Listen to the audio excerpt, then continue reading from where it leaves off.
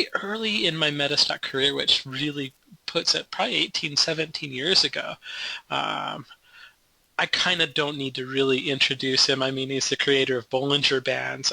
One thing on a personal note, I've always known John to be just such a nice guy. He's somebody that I've always had a lot of respect for because he's not only a great technician, but just really a great guy. He's always fun to talk to, always enjoyable to talk to, and that kind of stuff. I could rattle off like some of the awards that he won. Like in 2015, he just was awarded with the International Federation of Technical Analysis award, Lifetime Achievement Award, which is a pretty big deal. He was the first person to get a CFA and a CMT, according to the bio I'm looking at. But he's just a great guy, great mathematician, great technical analyst, technical analyst. So let's bring him on. I'm going to get out of the way a little bit here. And John, I'm going to go ahead and send the control of the screen over to you. I know that was a very good introduction for you. Is there anything that you would like to add? No, Jeff, I think that kind of covers it. It's been a good time working with yourself and all the rest of the fine people at Metastock over the years. I'm one of the original Metastock users way back before in the very first Windows edition and the years before that. So I've been around in the Metastock world for a long time.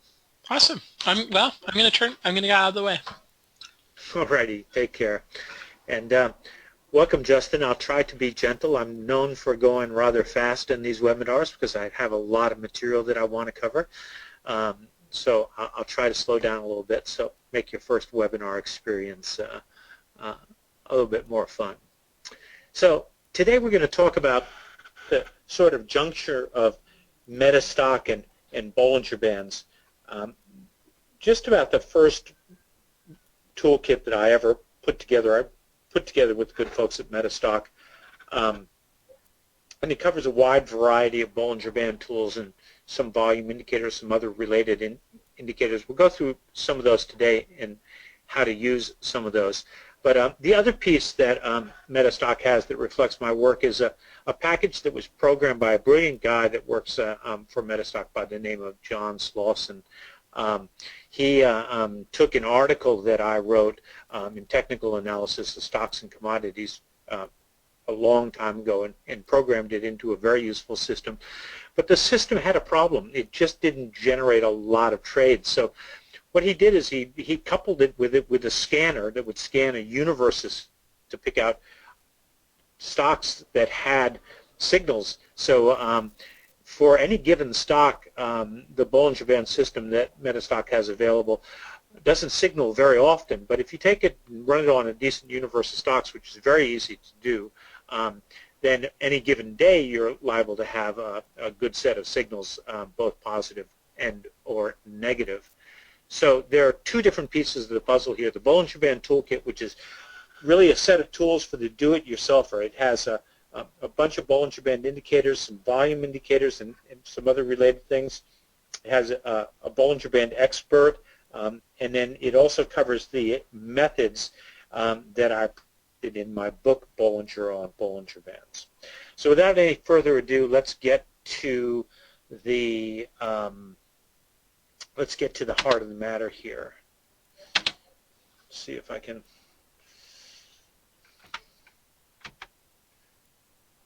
Okay, so our aim is always to ask the markets for information. We never want to get caught arguing with the markets. We don't want to tell the markets what we want to do. We always want to ask the markets what to do, and we want to try to get in sync with what's happening in the markets. And we want to use relative analysis, not absolutes. So I'll make that clearer as we go along with some examples.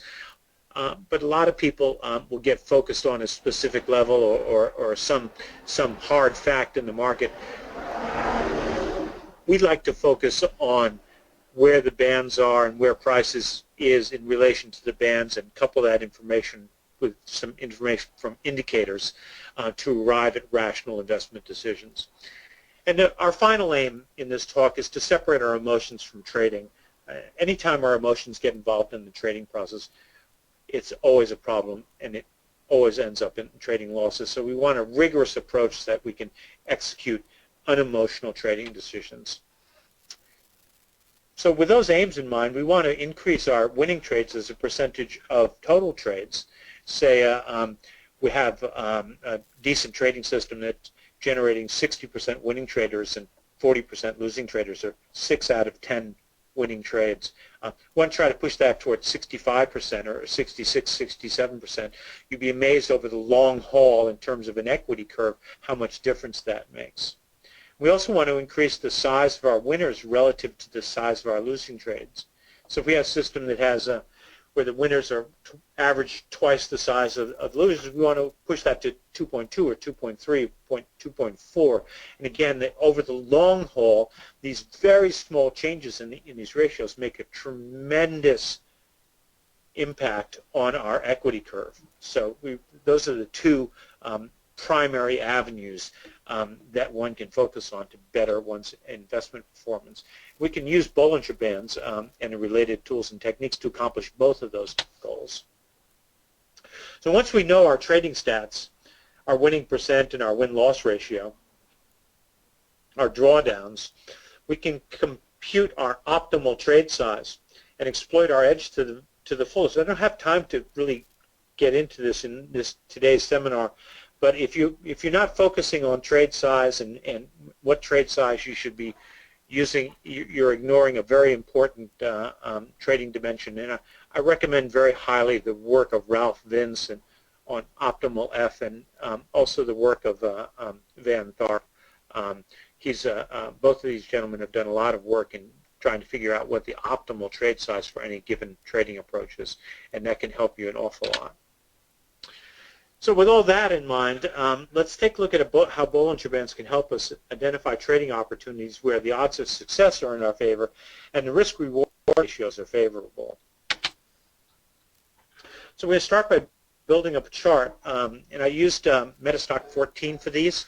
I just upgraded to Metastock 14 yesterday, so I probably haven't gotten all of what's good and new and shiny in it under my belt yet, but these charts came out pretty easily and pretty nicely, so I'm pretty impressed with Metastock 14 and its new console. So we're going to start with the line chart, and by definition a line chart's too simplistic. It hides important data and it deprives us of our pattern recognition efforts. Here's the chart that we're going to look at. It's simply a chart of SPY over the past years. Over the past year, and we're going to focus on, there are two W bottoms and a top formation here that we're going to focus on today. Let me see if I can get my little spotlight working here. So this is the top area that we're going to focus on somewhat, and to a lesser extent we'll focus on this top area. But what we're really going to focus on are these two W bottoms, because they're the most important technical features of the past year, and they were really, really important to get right. Otherwise, you ended up in an overly bearish position and on the wrong side of the market. So we want to switch from a line chart to a bar chart. It's the most typical technical analysis chart, and it gets a lot of the basic, a lot more of the basic information across. So here we have a bar chart, and I just go back to the line chart and look at the right-hand side here where this W pattern is being formed. It's quite a different picture than you see here. You see in the line chart, it looks like we're screaming out into a new bear market, but the bar chart gives you a much better picture.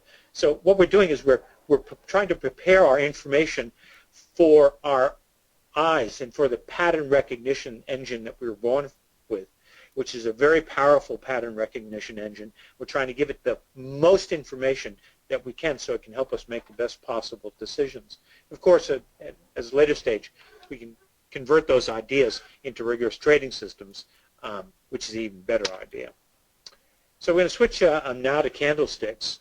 And the reason I like candlesticks is they highlight the relationship between the open and close. They allow one to see the price structure more clearly, and they transmit a little bit more information to that pattern recognition engine that we have.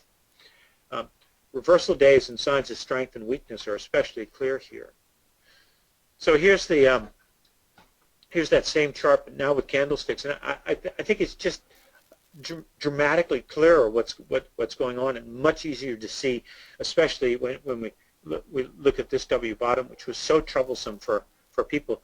Most investment advisors were very bearish in this area because they felt we'd broken out to new lows and we're on our way to much lower prices. But people who were doing Bollinger Band analysis realized that we were making a W bottom as defined by Bollinger Bands, and we're looking for this day right here, which is a sign of strength, which marked the end of this transition from a negative environment to this environment, which was a positive environment. Same thing went for here, but it's a more complex pattern, and it might have been a little bit harder to analyze, so we'll take a look at that as well.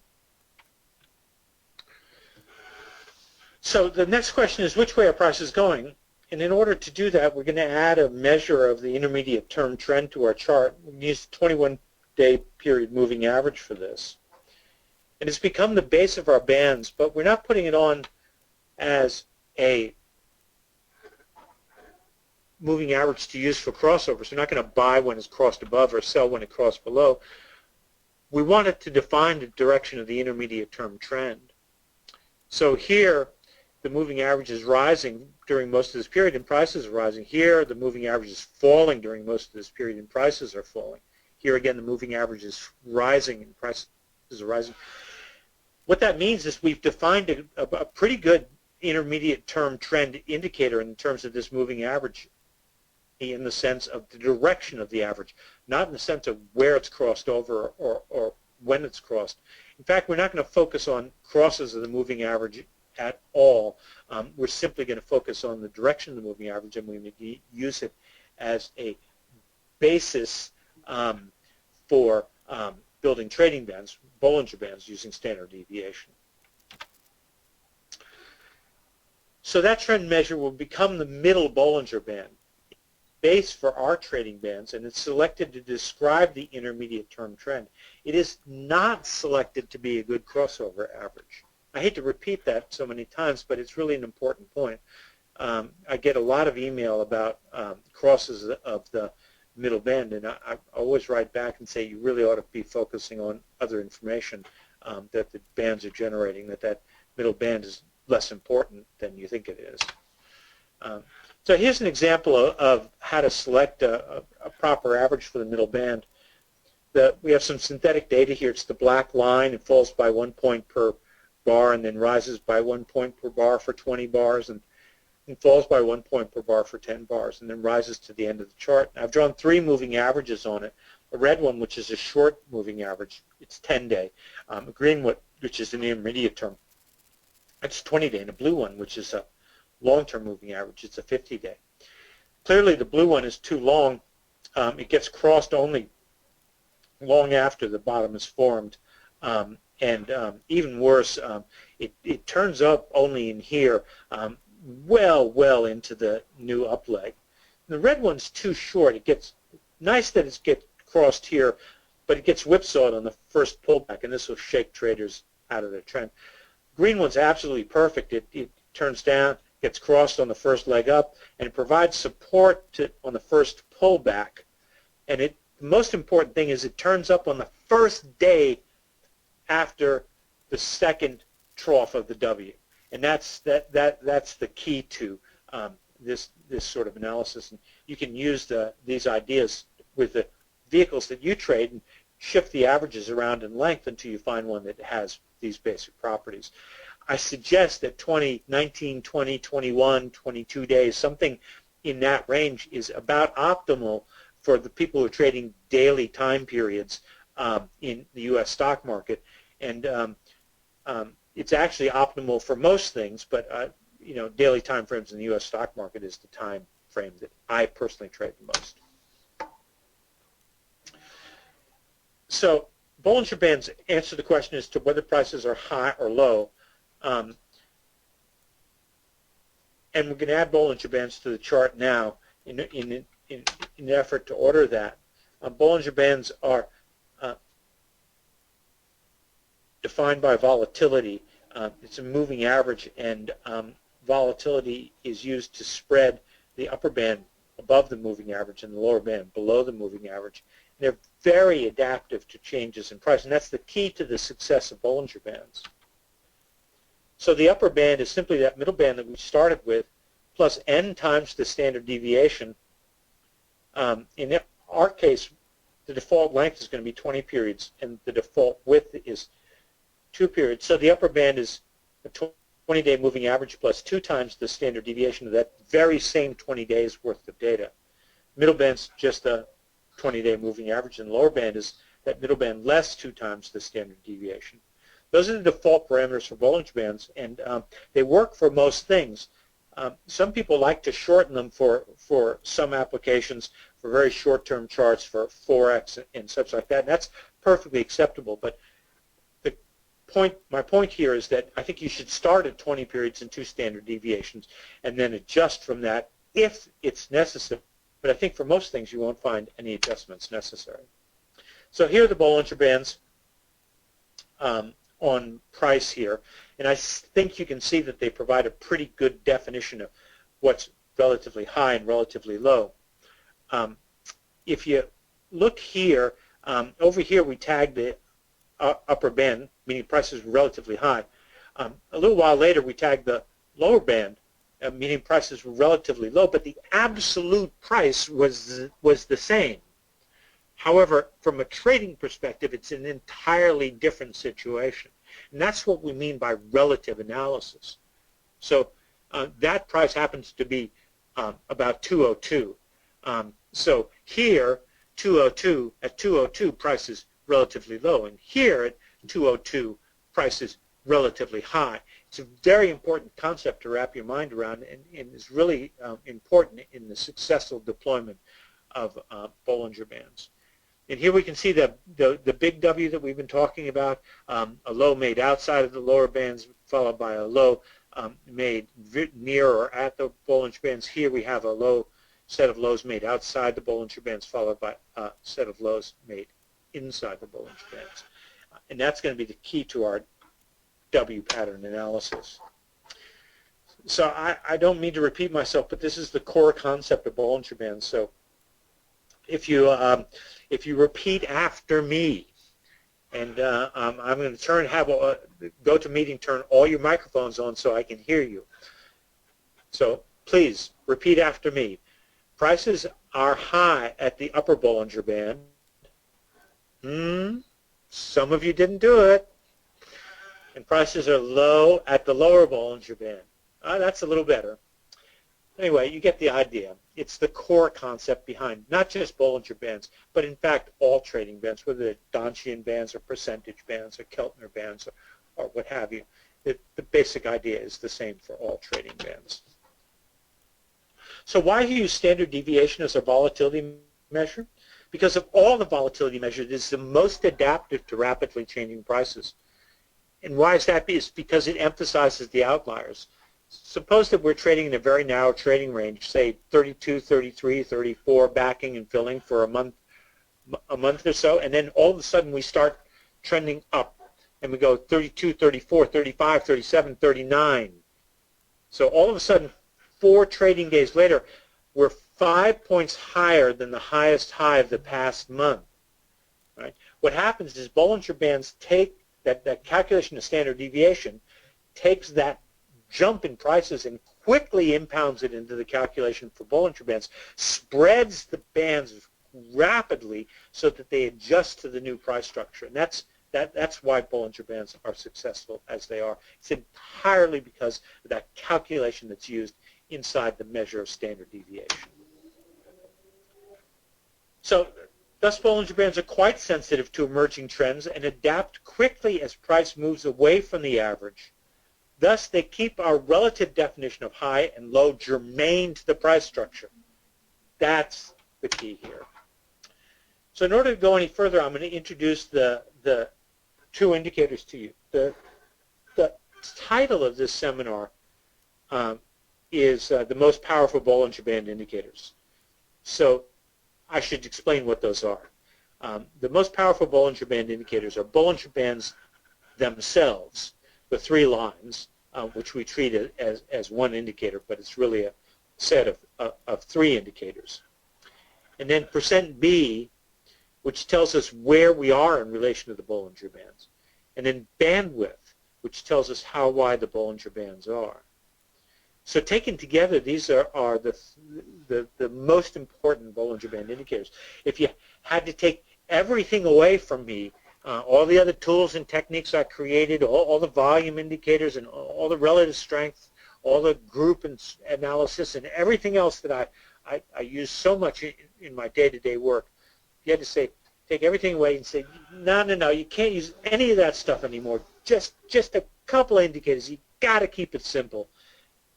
Straight up, Bollinger Bands, percent B, and bandwidth. I could go forward with those. I could get help by using some other things, but I could go forward and be successful with just those three. So percent B tells us where we are in relation to the Bollinger Bands. It's derived directly from the formula for stochastics, which I learned from George Lane. And here's the formula for percent B. It's the last price minus the lower Bollinger Band. That quantity divided by the upper Bollinger Band minus the lower Bollinger Band. And of course, these are all programmed for you in the toolkit, so you don't need to do any of this math, or you don't have to be concerned about this. But I know a lot of people like to understand what's behind the tools that they're using. So I always try to teach the core ideas so that you have greater confidence in what you're doing as you go forward.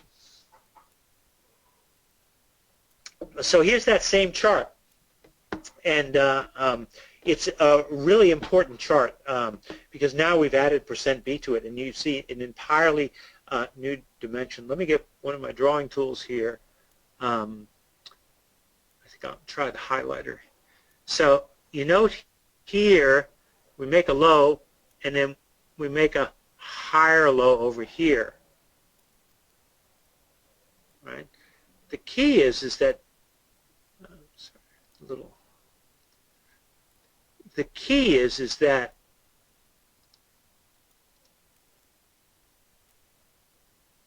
this low is way outside of the lower Bollinger Band, but this low is barely outside the Bollinger Bands, and you can see that reflected in percent B, which is dramatically lower here, dramatically higher on the second low. This is the definition of a W bottom, a new low in price that is not a new low in relation to the Bollinger Bands. Here we'll have not the perfect example of it, but it was a very important time, and while people, especially on this down day right here, were looking for a price acceleration to the downside, we were looking at this chart over here and saying, well, this is setting up to be a pretty dramatic higher low in percent B. All we need is one strong up day, which we get over here, and we know that the back of this decline is broken, and we're looking for higher prices while everybody else is looking for lower prices. Of course, it's even clearer over here where we have a cascading waterfall of lower prices. And the key there is, look at this, even as prices going into making new lows, percent B is making a series of higher lows. And then when we come down to the retest, percent B makes a much higher low than it had made prior. So this is a classic W bottom as defined by Bollinger Bands. The only thing which could have made it more interesting for me is if this low here had actually gone further and outside here and made an even lower low for price and then reversed back up on the same day as it did. That would have really set the bearish psychology in the market, even more dramatically, and made this trade, which is a dead obvious trade for me, that much sweeter, because I think we would have had even more acceleration to the upside. But as it was, we just came down and tied it almost exactly. But when we looked at percent B, we saw this big divergence. So the next indicator that we're going to look at is bandwidth. Now, I'm only really going to examine one aspect of bandwidth. There's an awful lot of information in bandwidth, but we're just going to look at the bulge today. So bandwidth tells us how wide the bands are on a normalized basis. And it's simply the distance from the upper band to the lower band divided by the middle band. And again, all these calculations are taken care of for you in the software. So given the normal parameters for you statisticians out there, this is in fact equal to 4 times the 20-period coefficient of variation. And here's a picture of bandwidth. And just want you to focus on these 2 peaks in bandwidth here. I'll get my highlighter here and highlight them for you. This peak here and this peak here. Right. These are both what we call bulges. That is, they were the highest values in bandwidth for a long time. And what a bulge marks is the end of a trend. So this bulge here marks the end of this downtrend, and this bulge here marks the end of this downtrend. Right? Squeezes, which are lows in Bollinger Bands, you can see one here, and there's another one over here, are the opposite. They mark the beginning of things, or they set up places where trends can emerge from. But bulges mark the end of trends. And one thing we look at we won't even consider a W bottom as a valid pattern unless bandwidth peaks and turns down in the vicinity of the left-hand side of the W. It's an absolute must.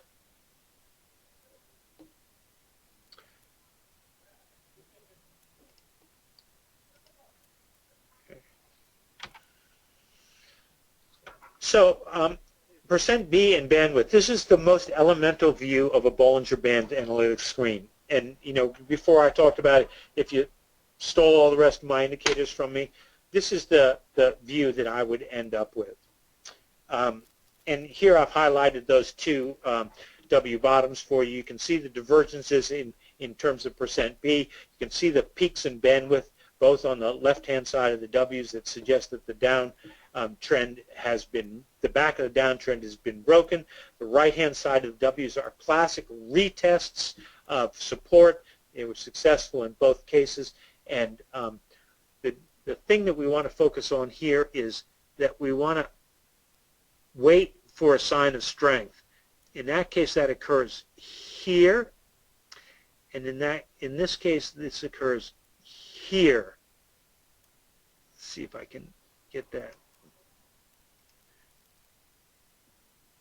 So it's there and it's there. Those are the 2 signs of strength. The sign of strength is simply a day in which you'll have greater than average range and greater than average volume. In this case, both ways we're looking for the expansion on the upside, and a sign of strength confirms the idea that the W bottom is in place. We talked a little bit earlier about using Bollinger Bands to identify places where the odds of success are in our favor. Well, the odds of success are in our favor in a W pattern. If we wait for the sign of strength, then the odds are even better.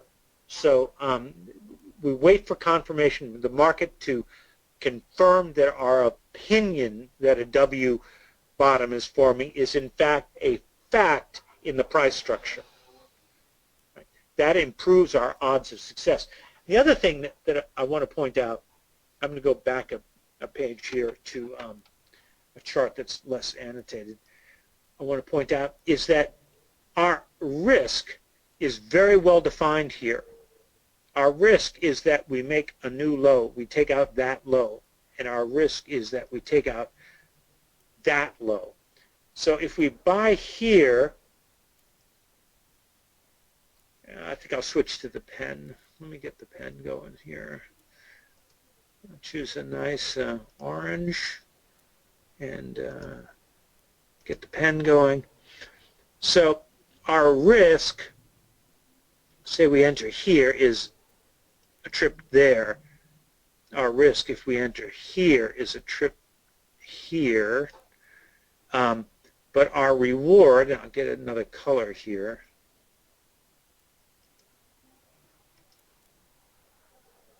Purple, the royal color. Our reward is a tag of the upper band.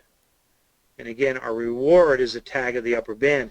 So you can see in these trades, not only do we have the criteria that the odds of success are good, but the risk-reward ratio is quite good. On the left-hand side, it looks like it's about 3.5, almost 4 to 1. And on the right-hand side, it looks like it's about 3 to 1. So that's what we're trying to get to here, is places where you know, the odds of placing a great trade are pretty strong. So to review a little bit before I switch to the actual platform and look at some current markets, Bollinger Bands define high and low on a relative basis. You all did repeat after me before about that, right? So you've got that in your memory well. Percent B tells us where we are in relation to the Bollinger Bands, and bandwidth tells us how wide the Bollinger Bands are.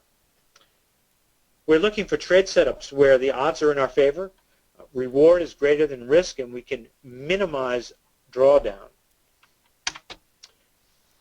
We can get a lot done with just a few powerful tools, Bollinger Bands, percent B, and bandwidth. In a couple minutes, we'll talk about some of the other tools we make available to you as support tools, but these are the core tools for the Bollinger Band approach.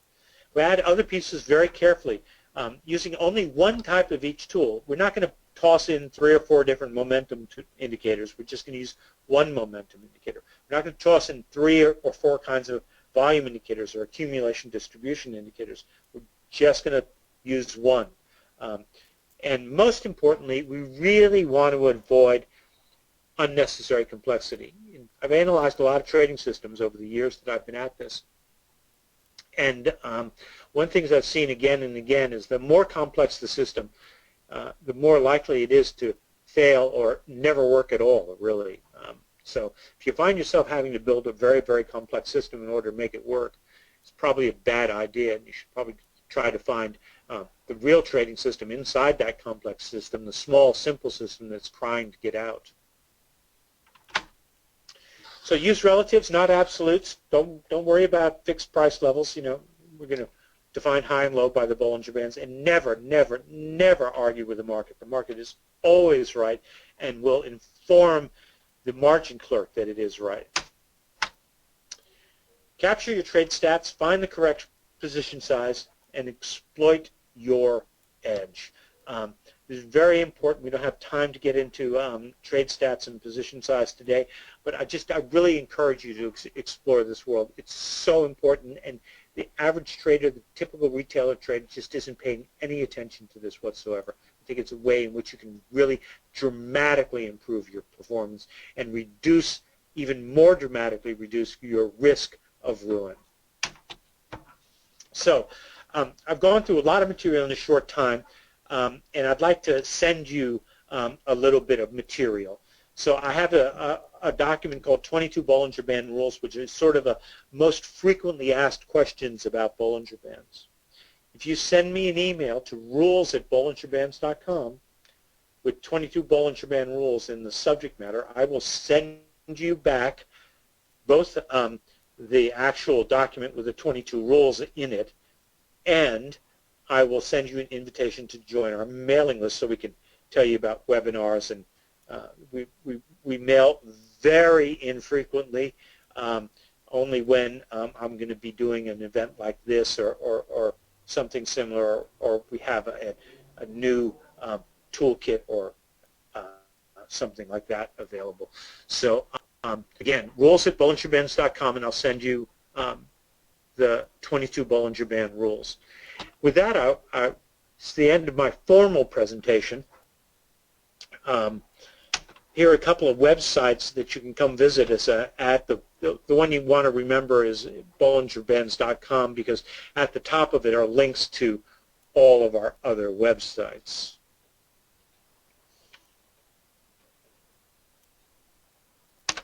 So with that, I will. And so now on your screen, you should see the Metastock platform. Can somebody in the questions let me know whether you can see the Metastock platform? We can see it. Okay, great. That's terrific. I just wanted to make sure that you're seeing what I was seeing. So I've done a couple things here. This is just a very simple Metastock chart. It happens to be of the SPY. You have Bollinger Bands and volume. This is sort of the simplest possible Bollinger Band setup. And what I've done is I've used this feature of Metastock that almost nobody uses, but I love. If you look down here on the bottom, they have these buttons which trigger templates. If you right-click on them, you can click Custom Toolbar Properties, and you can see that I've created a bunch of templates here. And with links, a bunch of links to templates here that I created for this seminar. I just find this feature of Metastock to be incredibly useful. Yeah, I love it to death. So, for example, here we have our main chart. If I just click here, it'll draw our main chart. But if I come over here, I just redraw the whole shebang to shift over to candlesticks. And there's my %B. So I can just rapidly alternate between different ideas here. What I'm going to do is I want to change the symbol here. I'm going to change to EWW, which happens to be the iShares Mexico Fund. And we'll look at this again and again, but there you are. A beautiful W bottom in the Mexico Fund at the January bottom here, a new low in relation to Bollinger Bands that was not a new low in relation to %B. And I love this little bit of panic selling on the final low, and the sign of strength comes on the very next day. So here's another idea for you that you can see. In terms of these W bottoms. But I'm going to add another dimension here.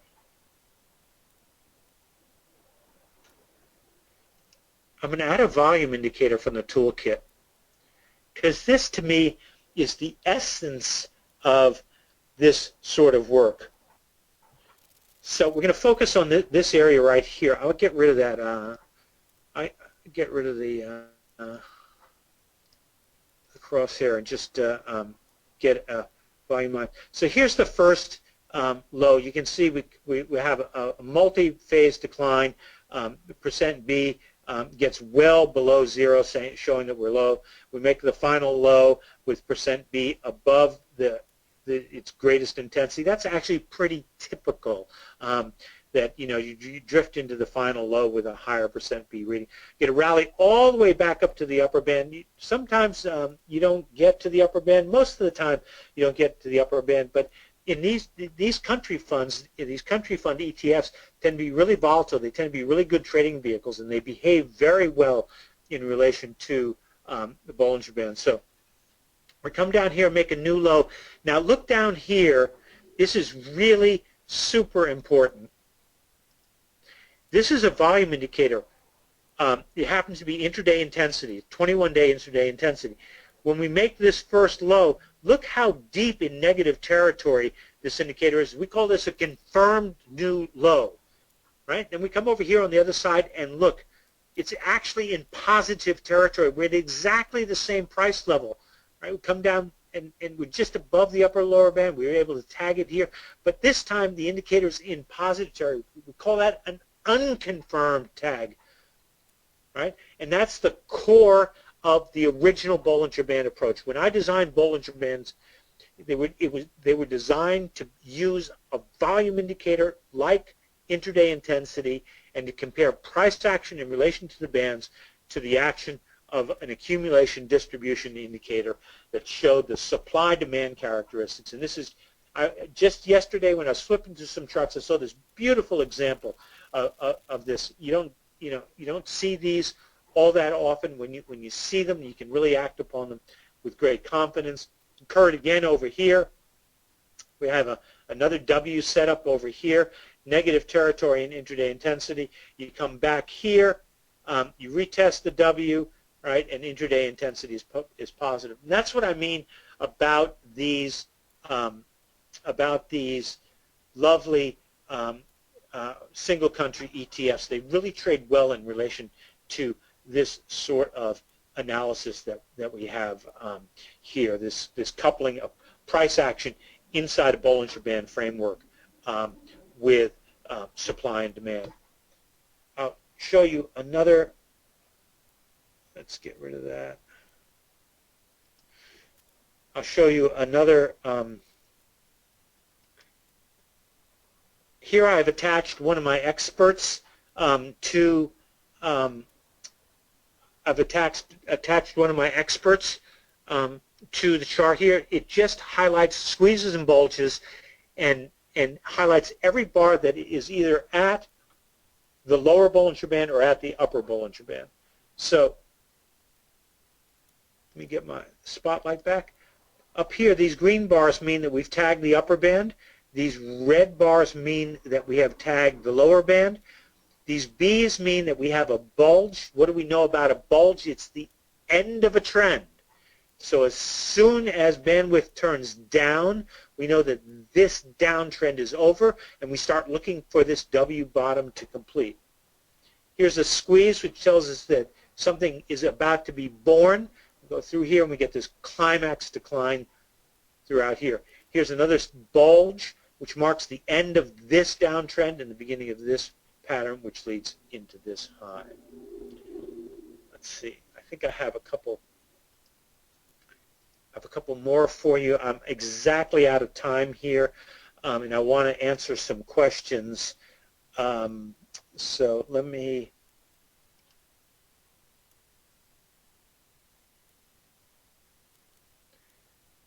Here's bandwidth. Okay, I'll just show you this one. In my book, Bollinger on Bollinger Bands, I presented 3 methods, and I've added one since then, of generating buy and sell signals with Bollinger Bands. And those methods are available in the toolkits. I've plotted them here all together on the same chart. And you can see they are different. What you do is you want to find out which one's signaling. You just float your cursor over it, and that's a buy signal from method 2. Over here, this will tell you that it's a sell signal from method 1. Method 1 is a compression and release method. It's one of the more important methods. So you can see that you have all of them plotted through here. You can either plot them one at a time, or you can plot them all together like this. I just made them in different colors so I could see them as they developed. Up here, I want to show you what some of the tools that come with the Bollinger Band toolkit are. Jeff is going to go into this a little bit more, but I just wanted to get you to get a feel for what's going on here. We have the classic Bollinger Band indicators. We have accumulation distribution. It's a volume indicator. We have a marker for when stocks have been above the upper band and are back in, or below the lower band and are back in. We have themselves. We have a breakout approach. We have the 4 methods. We have our money flow index, which we believe is calculated the correct way. We have normalized volume and a group of other volume indicators. I'm really running out of time, but I want to get to one more that's really important. That is, you can explore on all of these. Like we just made a bottom in the market over here. I'm sure everybody's been focusing on that. We've certainly been focusing on that. And so when we made that bottom, we ran this exploration and generated a list of stocks that had been outside the lower Bollinger Band, as Mexico Fund had, and they closed back inside the lower Bollinger Band. So this was basically a superb list of buy candidates at the reversal at the lower Bollinger Band. So we could easily focus in on the stocks that had been the most oversold, and we're now back in normalized territory to see whether we could find our group of buy candidates in there. The other one I ran at the same time was back in from above. I was curious to see how many we would have. Weren't very many, but these were stocks that were strong enough, even in the middle of this 3 or 4 day decline that we had here.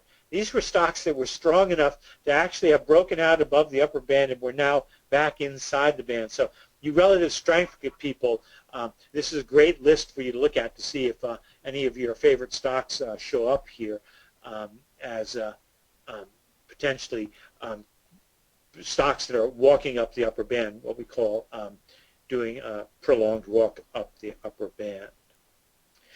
So that's just a few of the features that are available in the Bollinger Band Toolkit. Again, the other part that we've worked on Metastock with is the Bollinger Band System, which goes through and scans a big universe of stocks for, nice, reliable buy and sell signals, and then presents you a list. It does it obviously automatically overnight, so that you can look at that. So with that, I thank you very much for spending some time with me today. I know I went fast and covered a tremendous amount of material. The replay will be available, and I turn you over to the tender mercies of Jeffrey Gibby. Hey, John. Do you want to take 3 questions? I've promised I'd ask 3 questions. Sure. Okay. I'll take as many questions as you like. Okay. We had a question that came in that said, how effective is this for trading intraday or using intraday periodicities like 60, 30 minutes, those type of things? It's very effective. I showed you what I do most of the time. When I came into this market, commissions were very high and spreads were very wide, so intraday trading wasn't really possible for anybody but an actual market maker or a proprietary trader at one of the firms.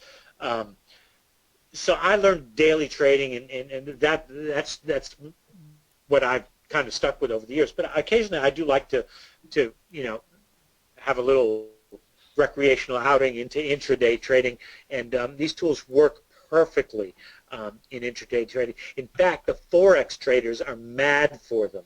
I would say that fully a quarter of our email that comes in with questions from Forex traders who are trading very short-term time periods with intraday Bollinger Bands. Often, not just half hour or hourly, but often 1 minute or even tick bars. And I note that in version 14 for the first time, Metastock is going to be supporting tick bars.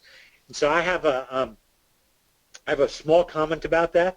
Is just make sure that you have enough ticks in each bar so you get a really good picture of the price formation mechanism at work. I don't think bars of 2 or 3 or 4 ticks are very useful for the sort of work that we're doing.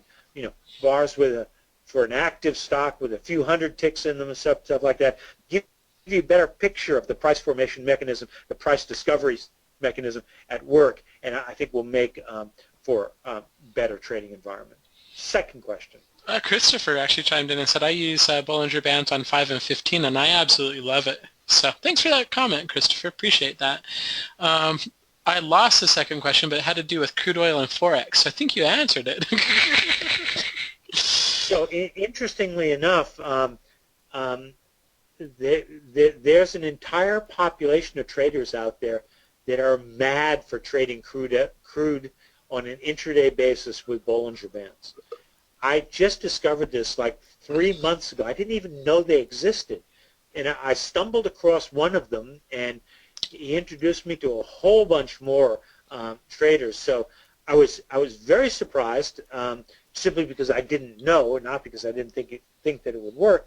But apparently, in the crude market and the Forex market are amongst the most popular intra. Which is kind of funny because they compete with each other as well, because one of them has to win and one of them has to be the winner. So they're very, very good plugins. The toolkit, basically with Bollinger Band Toolkit, what we did with a lot of help from John is we took the book Bollinger on Bollinger Bands, and we made all of the indicators that he really discusses in that book into a toolkit. And it includes basically 64 custom tools built for Metastock. All of the formulas and methodologies, like I said, are discussed in his book. They're all open source, so you can kind of go in and see what they're calculated. It's a great combination with his book. In fact, I would recommend that in addition to buying the toolkit, you get his book, because it's very well rated on Amazon. It's one of the ones that if you're serious about